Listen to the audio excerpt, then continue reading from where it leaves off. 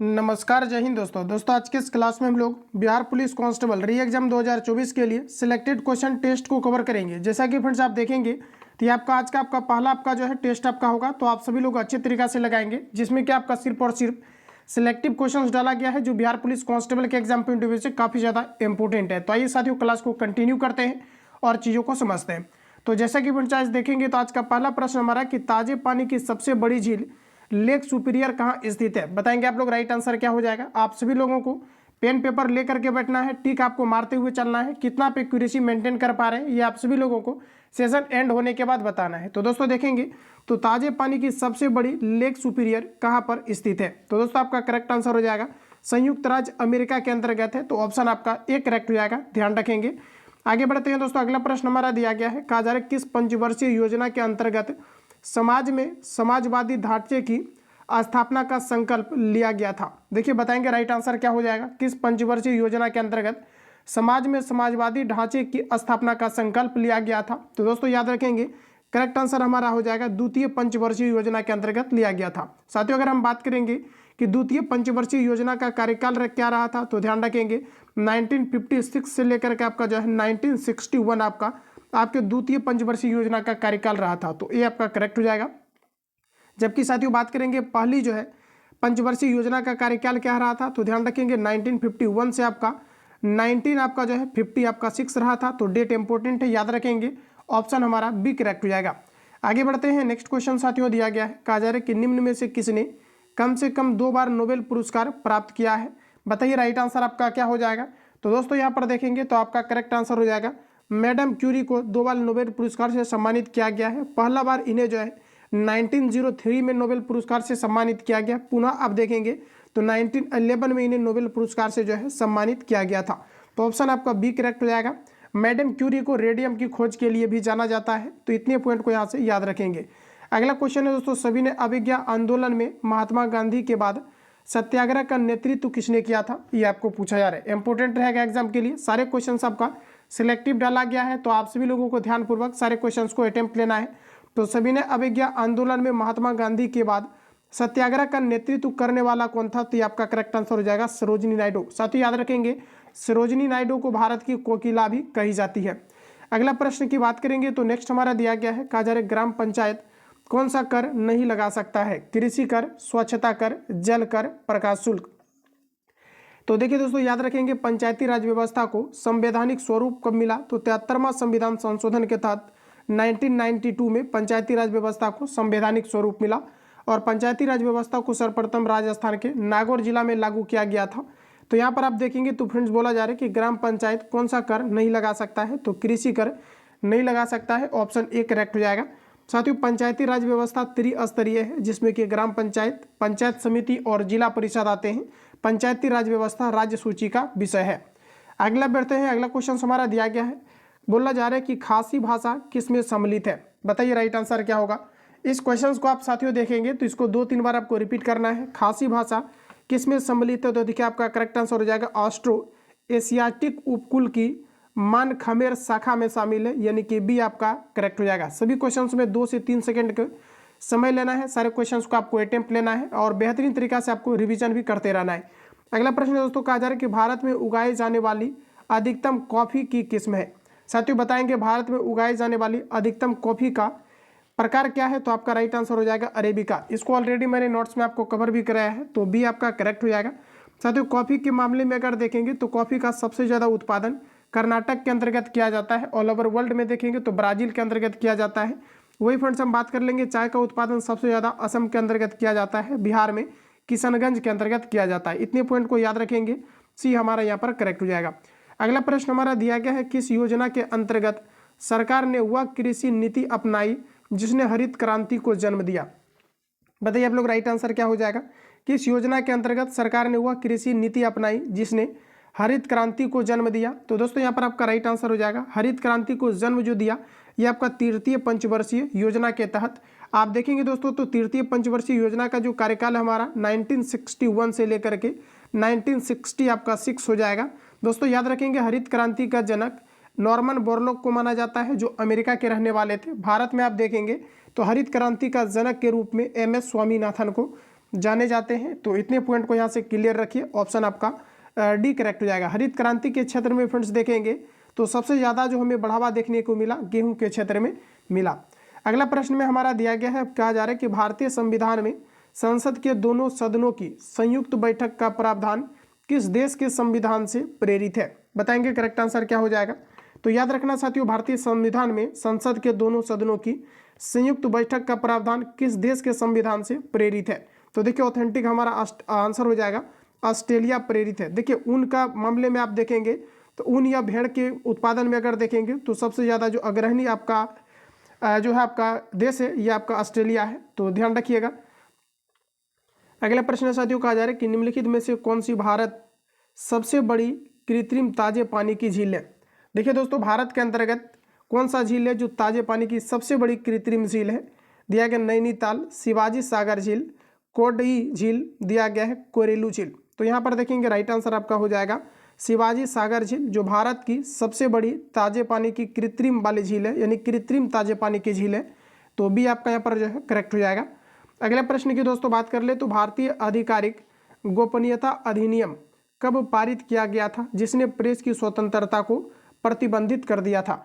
देखिए प्रेस की स्वतंत्रता हमारा जो है फंडामेंटल राइट्स है, मौलिक अधिकार है, जिसकी की चर्चा आर्टिकल 19 के अंतर्गत आपका किया गया है। और आर्टिकल 19 के अंतर्गत और ये आपके भाग 3 के अंतर्गत आते हैं। तो जिन्होंने क्या है कि गोपनीयता अधिकार जो है अधिनियम के तहत प्रेस की स्वतंत्रता को जो खत्म किया था दोस्तों, आपका करेक्ट आंसर हो जाएगा कब? तो 1903 के अंतर्गत। तो आपका जो है सी करेक्ट हो जाएगा। साथियों अगर हम बात कर लें कि हमारा जो फंडामेंटल राइट्स है टोटल अभी आपके पास 6 है, जिसकी की चर्चा आर्टिकल 19 के अंतर्गत किया गया है। आप ऑल ओवर देखेंगे तो आर्टिकल 12 से लेकर के 35 तक टोटल मौलिक अधिकार के बारे में चर्चा किया गया है, जिसे मैग्ना कार्टा के नाम से भी जानी जाती है। अगला क्वेश्चन है दोस्तों, कहा जा रहा है कि भारतीय संविधान ने भारत को किस प्रकार वर्णित किया है? बताइए आप लोग राइट आंसर क्या हो जाएगा। भारतीय संविधान ने भारत को किस प्रकार वर्णित किया है ये आपको पर बताना है। तो दोस्तों आपका करेक्ट आंसर हो जाएगा एक राज्यों का संघ है। भारत एक राज्यों का संघ है जिसका की वर्णन आर्टिकल 1 के अंतर्गत दिया गया है। तो बी आपका यहाँ पर जो है करेक्ट हो जाएगा। अगला प्रश्न में हमारा बोला जा रहा है कि लोकसभा द्वारा पारित धन विधेयक राज्य सभा द्वारा भी पारित मान लिया जाता है यदि उच्च सदन उस पर किस समय सीमा में कार्य संपादन ना करे? तो देखिए 14 दिन के अंतर्गत जो है मान लिया जाता है। तो बी आपका जो है सही हो जाएगा। अगला प्रश्न है सरदार वल्लभ भाई पटेल की तुलना निम्नलिखित में से किससे की जाती है?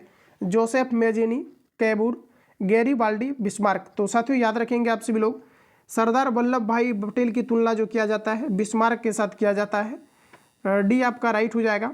अगला प्रश्न देखेंगे तो आपका करंट का दिया गया है। करंट का अच्छा खासा वेटेज लगभग 6 से आपके 7 क्वेश्चंस करंट का आपका पूछा जाएगा। तो साथियों याद रखेंगे सूर्य के रहस्यों को जानने हेतु आदित्य L1 अंतरिक्ष यान भारत के श्रीहरिकोटा के सतीश धवन अंतरिक्ष केंद्र से इसरो द्वारा सफलतापूर्वक कब लॉन्च किया गया था? दोस्तों याद रखेंगे यह आपका 2 अक्टूबर 2023 को लॉन्च किया गया था। तो बी आपका जो है करेक्ट हो जाएगा।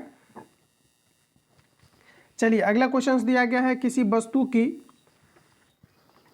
वस्तु का पूंजी तथा उत्पादन का अनुपात किसका माप है? बताइए आप लोग राइट आंसर क्या हो जाएगा। तो दोस्तों याद रखेंगे किसी वस्तु का उत्पादन जो है पूंजी और उत्पादन का मान क्या है? तो देखिए उत्पादन की प्रति इकाई में विशिष्ट पूंजी की जो राशि है ये आपका यहाँ पर राइट आंसर यानी कि बी आपका जो है करेक्ट हो जाएगा।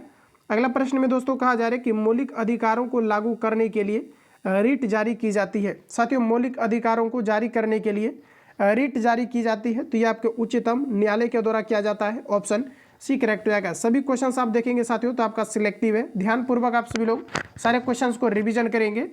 आगे बढ़ते हैं, नेक्स्ट क्वेश्चन हमारा दिया गया है। प्रश्न में कहा जा रहा है 69वां राष्ट्रीय फिल्म पुरस्कार 2023 में सर्वश्रेष्ठ अभिनेता किसे चुना गया है? बताइए आप लोग राइट आंसर क्या हो जाएगा। तो देखिए 69वां राष्ट्रीय फिल्म पुरस्कार 2023 में सर्वश्रेष्ठ नेता अल्लू अर्जुन को चुना गया है। तो ऑप्शन आपका डी करेक्ट हो जाएगा। अगला प्रश्न हमारा दिया गया है गांधी इन चंपारण पुस्तक के लेखक कौन है? 19 का आंसर लगाएंगे आप सभी लोग।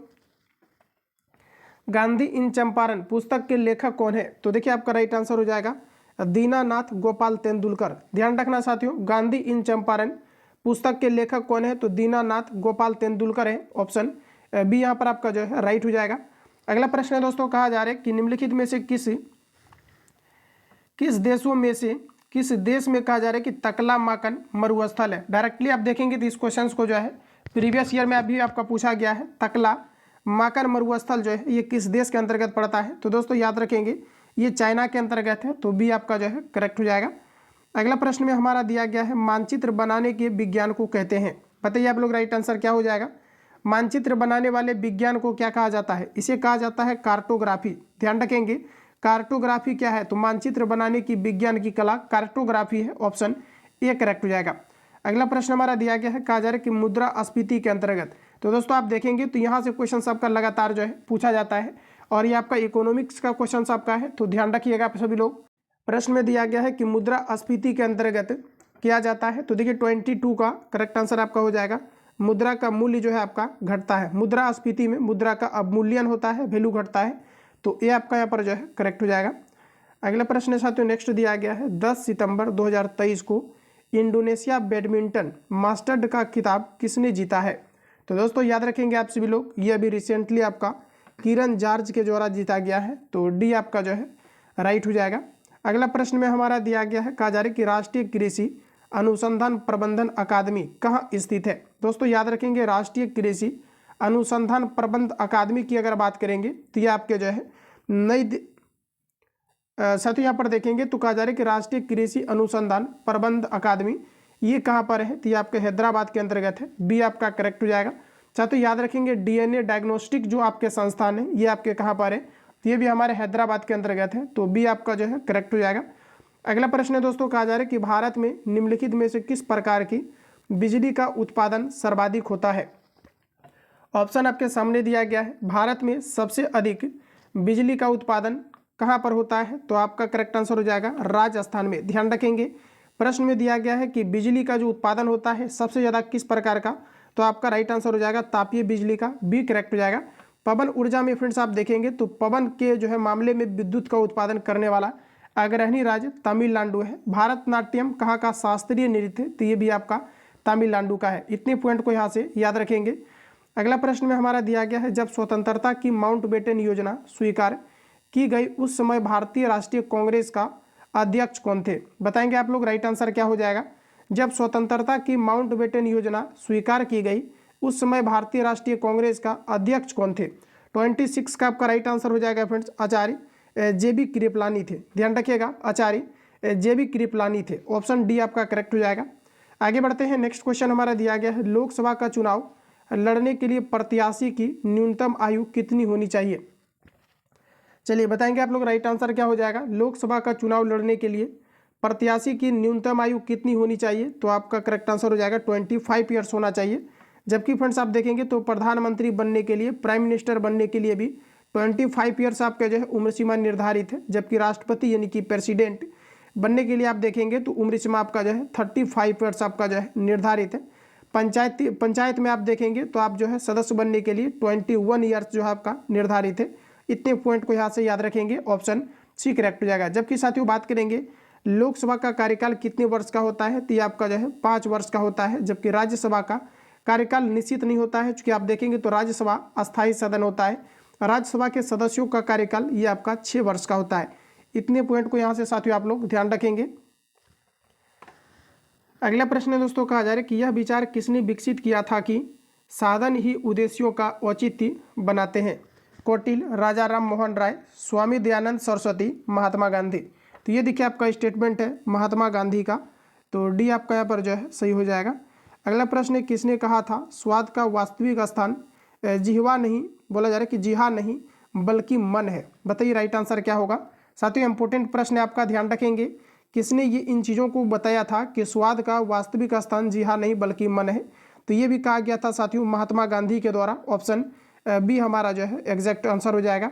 चलिए अगला है, भारतीय संविधान की उद्देशिका में परिवर्तन किस संशोधन अधिनियम से किए जाते हैं? भारतीय संविधान की उद्देशिका में परिवर्तन किस संशोधन अधिनियम के तहत किया जाता है? तो आपका राइट आंसर हो जाएगा 42वां संविधान संशोधन अधिनियम 1976 के तहत किया जाता है, तो सी आपका यहाँ पर राइट हो जाएगा। अगला प्रश्न दिया गया है, संसद के किसी भी सदन के 2 सत्रों के बीच अंतराल किससे अधिक नहीं होना चाहिए? तो चलिए बताएंगे आप सभी लोग दोस्तों राइट आंसर क्या हो जाएगा। तो आपका करेक्ट आंसर हो जाएगा 6 महीने, ऑप्शन आपका जो है बी करेक्ट हो जाएगा। चलिए अगला प्रश्न के साथियों बात करेंगे। तो कहा जा रहा है कि एलोरा में गुफाएं और शैलीकृत मंदिर किस धर्म के हैं? एलोरा में साथियों याद रखना, एलोरा और एलिफेंटा की गुफाएं महाराष्ट्र के अंतर्गत है। इसमें आप देखेंगे तो हिंदू, बौद्ध और जैन धर्म का जो है आपका क्या है, तो जैन धर्म का आपका जो है मुख्य रूप से आपका जो है धर्म से आपका संबंधित है। जैसा कि आप देखेंगे तो एलोरा और जो आपका दिया गया एलोरा में गुफाएं और शैलचित्र किस धर्म से संबंधित है? तो आपका हिंदू, बौद्ध और जैन धर्म से संबंधित है, ऑप्शन डी करेक्ट हो जाएगा। अगला प्रश्न में हमारा दिया गया है अकबर के दरबार में सबसे प्रसिद्ध संगीतकार तानसेन का मूल नाम क्या था? बताएंगे करेक्ट आंसर क्या हो जाएगा। तो साथियों याद रखना आप सभी लोग, आपका राइट आंसर हो जाएगा रामतनु पांडे, ऑप्शन आपका सी करेक्ट हो जाएगा। रामतनु पांडे तानसेन का मूल नाम था, तो सी आपका यहाँ पर जो है राइट हो जाएगा। चलिए अगला प्रश्न की दोस्तों बात करेंगे। किस अधिनियम की महत्वपूर्ण विशेषता प्रांतीय स्वायत्ता है? किस अधिनियम की महत्वपूर्ण विशेषता प्रांतीय स्वायत्ता है, ये पूछा जा रहा है। तो दोस्तों आपको याद रखना है, आपका राइट आंसर हो जाएगा 1935, ध्यान रखेंगे 1935 करेक्ट आंसर हो जाएगा। अगला प्रश्न है दोस्तों नेक्स्ट हमारा दिया गया है, कहा जा रहा है कि म्यांमार देश की मुद्रा क्या है? तो देखिए आउट ऑफ कंट्री से जो भी क्वेश्चंस आपको दिया गया है सिलेक्टिव आपका, इसको आप सभी लोग बेहतरीन तरीका से प्रिपेयर रखेंगे। म्यांमार की दोस्तों मुद्रा की अगर हम बात करेंगे तो ये आपका करेक्ट आंसर हो जाएगा क्यात। म्यांमार देश की मुद्रा क्या है? तो ध्यान रखेंगे आपका क्यात, यानी कि बी आपका करेक्ट हो जाएगा। आगे बढ़ जाते हैं।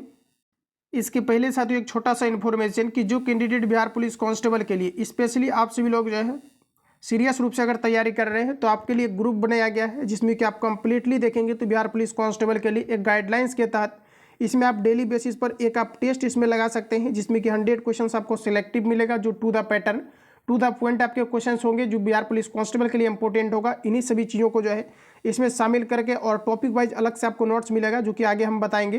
तो यहाँ पर आप साथियों देखेंगे तो क्या है कि डेली बेस पर आप जो है एक फुल एंड प्रैक्टिस सेट लगा पाएंगे, जो एक्सपेक्टेड क्वेश्चन आपके बिहार पुलिस कांस्टेबल के लिए होगा। इसके अलावा फ्रेंड्स आप देखेंगे तो जो भी आपके संस्थान आपके चलते हैं अलग अलग, आप इसका कंप्लीटली आपका जो है टारगेट बेच का कंप्लीट आपको नोट्स आपको प्रोवाइड किया जाएगा, जिसमें आंसर आपको हाईलाइट करके भी मिलेगा, ताकि आप प्रॉपर तरीका से इसको रिवीजन कर पाएँ। ऑफलाइन टेस्ट का कंप्लीटली पीडीएफ, ऑनलाइन टेस्ट का कंप्लीटली आपको जो है मटेरियल्स आपको प्रोवाइड किया जाएगा। इसके अलावा आप देखेंगे तो जैसा कि अलग अलग आपके जो भी आपका क्या है कि बुक आपका है, इसका कंप्लीटली आपको जो है मटेरियल्स आपको मिल जाएगा, और इसका जो है अलग से आपको रिवीजन पीडीएफ भी आपको प्रोवाइड किया जाता है, ताकि आपको आंसर ढूंढना ना पड़े। इसके अलावा अपकमिंग जो भी आपका बुक है इसके अंतर्गत आपको प्रोवाइड किया जाएगा, जितनी भी आपका अपकमिंग बुक है और जो भी आपका इंपॉर्टेंट है, जितने भी आपका यहाँ पर लिखा हुआ, इससे कई सारे गुना आपको जो है ज़्यादा आपको मटेरियल्स प्रोवाइड किया जा रहा है, जो गाइडलाइंस के तहत चलता है। आप बेहतरीन तरीके से इसमें आप ज्वाइन करके जो है बेहतरीन तरीका से आप सारी चीज़ों को क्लियर कर पाएंगे। जो कैंडिडेट इसके लिए ऐड होना चाहते हैं, इस नंबर पर सिंपली आपको कॉल या एसएमएस करके आपको कंप्लीटली आपको इंक्वायरी लेना है।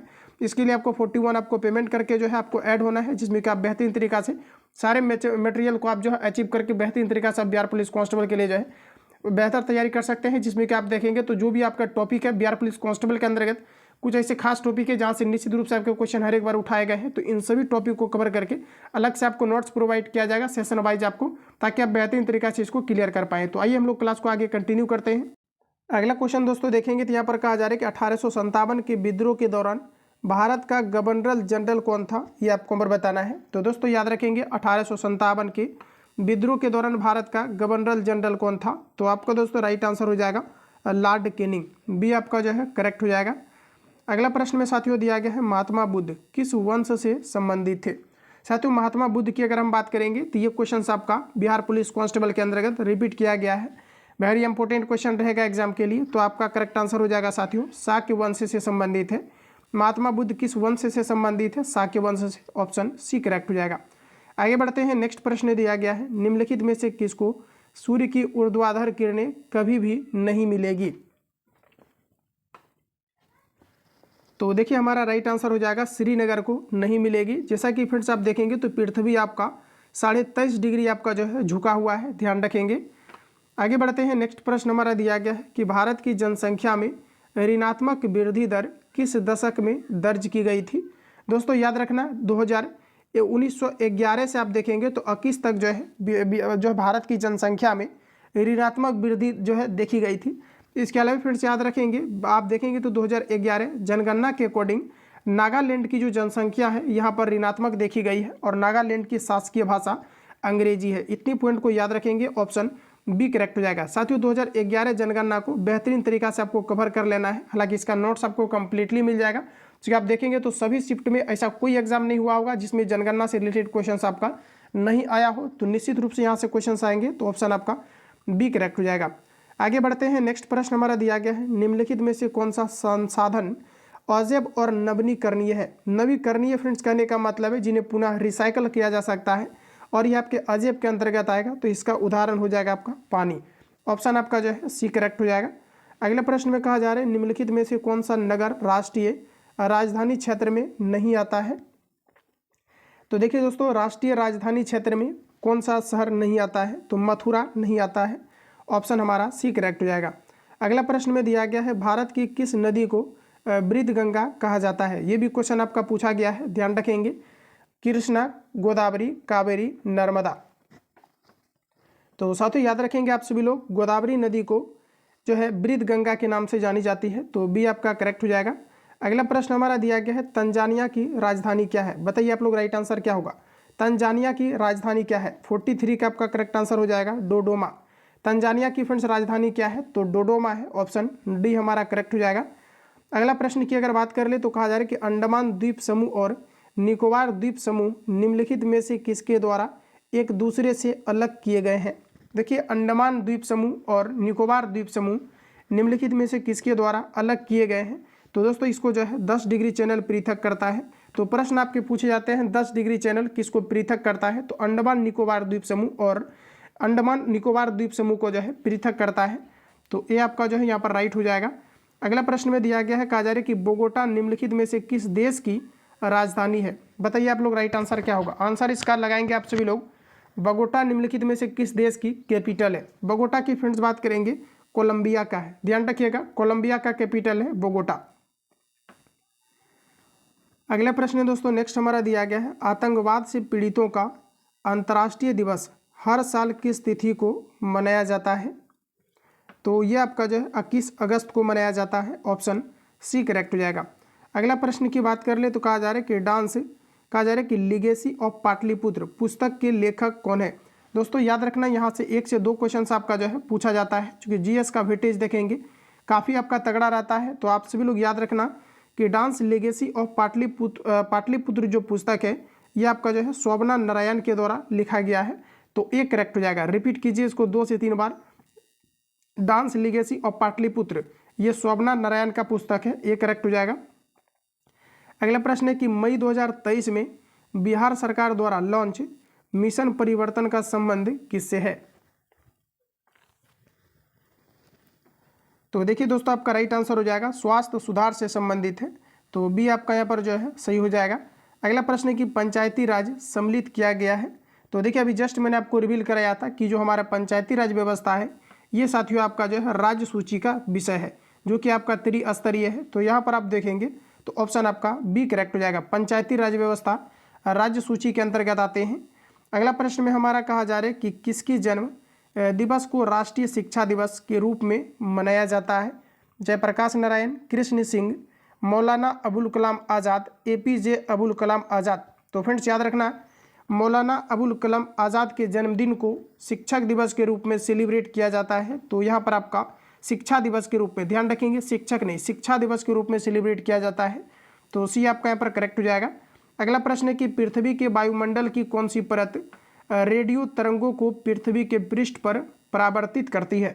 देखिए, जो आपका रेडियो कम्युनिकेशन है इसे आयन मंडल में छोड़ा जाता है, ये आपका करेक्ट हो जाएगा। वायुयान आपके समताप मंडल में उड़ते हैं। बहिर्ष मंडल, वायुमंडल के सबसे ऊपरी परत को बहिर्ष मंडल कहते हैं। और साथ ही याद रखना, जो हम लोग रहते हैं ये हम सभी लोग जो है क्षोभ मंडल में रहते हैं। तो इतने पॉइंट को आप लोग याद रखेंगे, ये आपका करेक्ट हो जाएगा। अगला प्रश्न में हमारा दिया गया है, निम्नलिखित में से कौन सा युग्म सही सुमेलित नहीं है। चलिए इसका आंसर लगाएंगे आप सभी लोग, कौन सा युग्म आपका सही सुमेलित नहीं दिया गया है। तो पीवीसी थर्मोसेटिंग, जो कि आपका साथियों गलत दिया गया है। आप देखेंगे तो जो हमारा पीवीसी है पॉलीविनाइल क्लोराइड, ये आपका थर्मोप्लास्टिक से संबंधित है, ना कि आपका थर्मोसेटिंग से। तो ये आपका बिल्कुल जो है गलत दिया गया है। तो बी आपका करेक्ट हो जाएगा। अगला प्रश्न में दिया गया विशिष्ट सापेक्षता सिद्धांत के अनुसार निम्नलिखित में से क्या सापेक्ष नहीं है। विशिष्ट सापेक्षता सिद्धांत के अनुसार निम्नलिखित में से क्या सापेक्ष नहीं है। तो प्रकाश का वेग सापेक्ष नहीं है। प्रकाश का वेग स्वतंत्र है, यह आपके निर्वात में भी गमन करता है। प्रकाश का वेग निर्वात में 3 × 10⁸ मीटर पर सेकेंड होता है। तो साथ ही याद रखना प्रकाश किसी ऊपर डिपेंड नहीं करता है, तो बी आपका करेक्ट हो जाएगा। अगला प्रश्न में हमारा दिया गया है कि गैस के गुब्बारों में हाइड्रोजन गैस की जगह हीलियम गैस का प्रयोग किया जाता है क्योंकि। चलिए बताइए राइट आंसर क्या होगा। तो साथियों यहाँ पर देखेंगे तो हाइड्रोजन जो है आपका ज्वलनशील होता है, जबकि आप देखेंगे तो जो हमारे हीलियम गैस होता है ये ज्वलनशील नहीं होते हैं। इसके अलावा आप देखेंगे तो इन्हीं कारण से इसका प्रयोग वायुयान के टायर में भी किया जाता है। तो यहाँ पर आपका देखिए अदाह्य होते हैं, यानी कि ऑप्शन आपका सी करेक्ट हो जाएगा। ध्यान रखेंगे, इंपोर्टेंट रहेगा एग्जाम के लिए। चलिए अगला प्रश्न की दोस्तों बात कर ले, निम्नलिखित में से किसका पूर्ण अपवर्तनांक 1 के निकटतम होता है। तो देखिए वायु का अपवर्तनांक 1.00177 करके होता है, तो लगभग 1 के करीब देखेंगे तो आपके वायु का हो जाएगा। ऑप्शन आपका सी करेक्ट हो जाएगा। चलिए अगला प्रश्न दिया गया है, माणिक्य, रूबी और नीलम किसके ऑक्साइड हैं। चलिए इसका आंसर लगाएंगे, आप सभी लोग बताएंगे करेक्ट आंसर क्या हो जाएगा। तो साथियों अगर हम बात कर ले माणिक्य यानी कि नीलम और रूबी किसके आपके ऑक्साइड होते हैं, तो ये आपका एल्यूमिनियम का होता है। डी करेक्ट हो जाएगा। एल्यूमिनियम का ऑक्साइड आपका होता है बॉक्साइड, कोरंडम, क्रायोलाइट। तो देखिए एल्यूमिनियम जो आपका होता है इसका आप देखेंगे तो बॉक्साइड से इसका निष्कर्षण किया जाता है Al2O3 से। साथियों प्रश्न आपके आते हैं कि उभयधर्मी ऑक्साइड का उदाहरण क्या है। Al2O3 होते हैं, इसके अलावा आपका ZnO होता है, इसके अलावा आपका PbO होता है, जिसे उभयधर्मी ऑक्साइड के अंतर्गत रखा गया है। तो इन तीनों पॉइंट को आप लोग नोट डाउन करना। उभयधर्मी ऑक्साइड आपका पूछा गया क्वेश्चन से रिपीट किया जाता है। तो Al2O3, इसके अलावा ZnO, इसके अलावा PbO, ये सभी उभयधर्मी ऑक्साइड हैं। चलिए अगला प्रश्न आपको दिया गया है, एक फोटो सेल में प्रकाश ऊर्जा को परिवर्तित किया जाता है। साथियों याद रखना एक फोटो सेल में प्रकाश ऊर्जा को किस रूप में परिवर्तित किया जाता है। तो देखिए आपका करेक्ट आंसर हो जाएगा विद्युत ऊर्जा के रूप में परिवर्तित किया जाता है। डी आपका करेक्ट हो जाएगा। नेक्स्ट प्रश्न है दोस्तों, कहा जा रहा है कि यूस्टोकिन लिका मानव शरीर के किस भाग में स्थित होता है। 58 का हमारा राइट आंसर हो जाएगा, कान में होता है। ध्यान रखेंगे कि हमारे कान में सबसे छोटी हड्डी पाई जाती है जिसे हम लोग कहते हैं स्टेप्स। और ध्यान रखना हमारे कान में टोटल 6 हड्डियां पाई जाती है।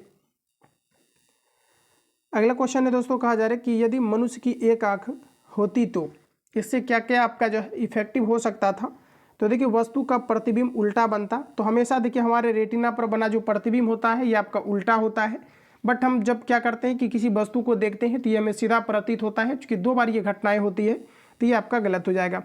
आप देखेंगे तो दृश्य कम हो जाता है, ये बिल्कुल ऑथेंटिक है। इसके अलावा त्रिबिंबीय प्रतिबिंब दिखाई नहीं देता। ये दोनों स्टेटमेंट आपका साथियों बिल्कुल करेक्ट दिया गया है, इसलिए ऑप्शन आपका जो है डी करेक्ट हो जाएगा। चलिए आगे की हम बात करेंगे। तो कहा जा रहा है कि रुधिर अस्कंदन में मदद करने वाला विटामिन है। रुधिर अस्कंदन यानी जो है खून को थक्का बनाने में कौन सा विटामिन जिम्मेदार होता है। तो विटामिन के, ऑप्शन डी करेक्ट हो जाएगा। अगला प्रश्न दिया गया है, निम्नलिखित में से कौन सा सही मेल है। देखिए इस प्रकार के क्वेश्चंस में आपको जो है सभी आपको जो है पहले ऑप्शन आपको बेहतरीन तरीका से आपको क्लियर करना है। तो साथियों यहाँ पर देखेंगे तो आपको दिया गया हाइपोटेंशन, दिल का दौरा। तो ये बिल्कुल हमारा ऑथेंटिक आंसर दिया गया है, बिल्कुल आपका करेक्ट हो जाएगा। दिल का दौरा आपका हाइपोटेंशन से संबंधित है, तो डी आपका सही हो जाएगा। अगला प्रश्न में दिया गया है, और नियमित तापी प्राणियों के लिए निम्नलिखित में कौन सा सही है। देखिए ऑप्शन आपके सामने दिया गया है। देखिए नियत तापी प्राणी के अंतर्गत पक्षी आते हैं, जैसे कि एग्जाम्पल में कबूतर आप रख सकते हैं जिसका कि बॉडी टेम्परेचर कांस्टेंट होता है। इसके अलावा मनुष्य होते हैं जिसका कि बॉडी टेम्परेचर वायुमंडलीय जो है परिघटना के कारण से नहीं बदलता है। इसके अलावा साथियों देखेंगे तो अनियमित तापी में क्या होता है कि वायुमंडलीय जो है तापमान के कारण से उसका बॉडी टेम्परेचर जो चेंज होता है, इसी को हम लोग कहते हैं अनियमित तापी।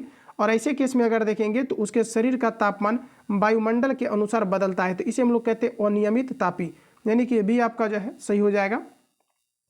चलिए अगला क्वेश्चन, एड्स वायरस का अनुवांशिक पदार्थ होता है। देखिए दोस्तों एड्स की बात कर ले हम लोग थोड़ा, तो एड्स जो आपका है ये आपका HIV वायरस के कारण से होता है, जिसे हम लोग इम्यून इफिशियंसी वायरस कहते हैं। एड्स जो आपका है AIDS, ये जो आपका होता है HIV वायरस के कारण से होता है। एड्स का फुल फॉर्म होता है एक्वायर्ड इम्यूनो डिफिशियंसी सिंड्रोम। देखिए 1 दिसंबर को प्रत्येक वर्ष एड्स दिवस के रूप में सेलिब्रेट किया जाता है। और देखिए साथियों याद रखेंगे एड्स जो हमारा है इसका अनुवांशिक पदार्थ क्या है, तो इसे हम लोग कहते हैं RNA। तो यहाँ पर आप देखेंगे तो आपका राइट आंसर ऑप्शन ए हो जाएगा। RNA एक सूची RNA होता है, यानी कि ये हमारा जो है करेक्ट हो जाएगा। चलिए आगे बढ़ते हैं। नेक्स्ट कहा जा रहा है कि विद्युत नियंत्रित विज्ञापन के साइनो बोर्ड की विषय वस्तु की रात में पठनीयता सक्षम रखने के लिए कहा जा रहा है कि रखने के लिए निम्नलिखित में से किस गैस का प्रयोग किया जाता है। तो देखिए फ्रेंड्स इसमें आपका नियॉन का प्रयोग किया जाता है, तो डी आपका जो है सही हो जाएगा। अगला में दिया गया है खाद्य श्रृंखला में कर्मिक उच्च स्तरों पर किसी जीव यानी कि टॉक्सिन की सांद्रता डैश कहलाती है। तो फ्रेंड्स याद रखेंगे आप सभी लोग खाद्य श्रृंखला में कर्मिक उच्च स्तरों पर किसी जीव की सांद्रता डैश कहलाती है। तो 65 का दोस्तों हमारा करेक्ट आंसर हो जाएगा, जैव आवर्धन कहलाता है। परमाणु पाइल का प्रयोग कहाँ होता है। चलिए इसका आंसर आप सभी लोग लगाएंगे। परमाणु पाइल का प्रयोग कहाँ होता है, तो नाभिक के विखंडन नाभिकीय संलयन के प्रचालन में दोस्तों आपका परमाणु पाइल का प्रयोग किया जाता है। तो सी आपका जो है सही हो जाएगा।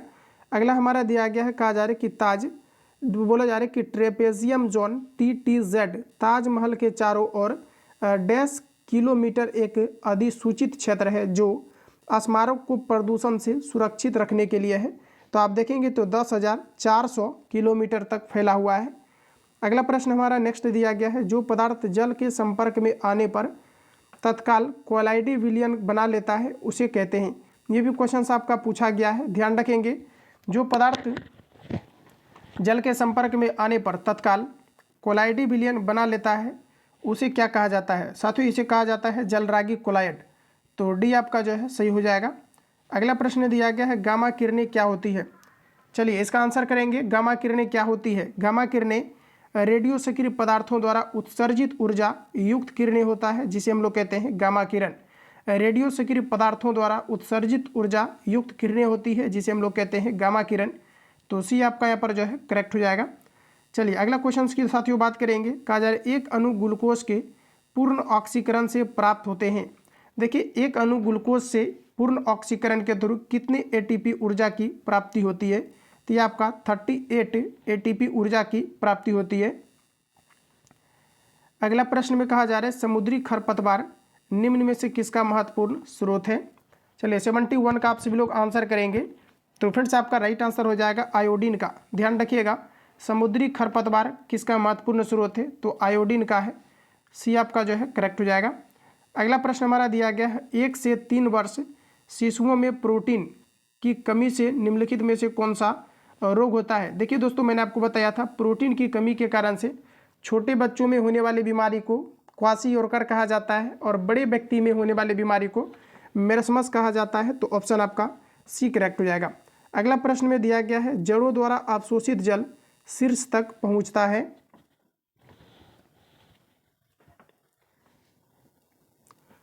तो ये आपका राइट आंसर हो जाएगा फ्रेंड्स जाइलम के द्वारा। बी आपका करेक्ट हो जाएगा। अगला में हमारा दिया गया है, कहा जा रहा है कि कोशिकाओं के अध्ययन से संबंधित जैविकी की शाखा को कहते हैं। कोशिकाओं के अध्ययन से संबंधित जैविकी की शाखा को कहते हैं। तो देखिए आपका राइट आंसर हो जाएगा, इसे कहते हैं साथियों साइटोलॉजी। तो सी आपका करेक्ट हो जाएगा। कोशिकाओं के अध्ययन से संबंधित जैविकी की शाखा को कहते हैं तो इसे हम लोग कहते हैं साइटोलॉजी। तो यहाँ पर आप देखेंगे तो साइटोलॉजी ऑप्शन हमारा ए में दिया गया है, तो ए आपका जो है करेक्ट हो जाएगा। चलिए अगला प्रश्न आपको नेक्स्ट में दिया गया है, कार्बन डाइऑक्साइड जल में घुलकर कौन सा अम्ल बनाता है। आंसर इसका लगाएंगे आप लोग। कार्बन डाइऑक्साइड जल में घुलकर कौन सा अम्ल बनाता है। तो देखिए कार्बोनिक अम्ल बनाता है, या इसे हम लोग जो है हाइड्रोजन का जो है हाइड्रोजन कार्बोनिक अम्ल कहते हैं। ध्यान रखिएगा। तो सिंपली आप यहाँ पर समझेंगे कि जो हम इसे कहते हैं